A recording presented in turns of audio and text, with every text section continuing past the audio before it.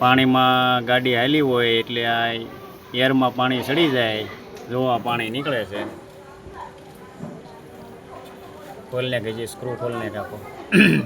આ સ્ક્રૂ બતાવે, જો આ એરનો સ્ક્રૂ આવે ને એ ખોલી નાખવાનો એટલે આ પાણી, જો પાણી છે કાયદેસરનું, એ પાણી નીકળી જાય. એટલે જો છે પાણી નીકળે છે. જો આ એરમાં પાણી ગરી જાય, આપણે પાણીમાં ગાડી હાલી હોય ને પછી બંધ પડી ગઈ હોય ચાલુમાં, તો આ પાણી એરમાં ચડી જાય, એના હિસાબે ગાડી ચાલુ ન થાય. એટલે પહેલાં આ એરનો સ્ક્રૂ ખોલી અને પાણી કાઢી નાખવાનું, બધું પાણી નીકળી જાય ને પછી ગાડી ચાલુ કરશો ને એટલે ચાલુ થઈ જાય. એટલે જેને ન ખબર હોય એને આવી રીતે કરવું, ખોટો હેરાન થવું નહીં.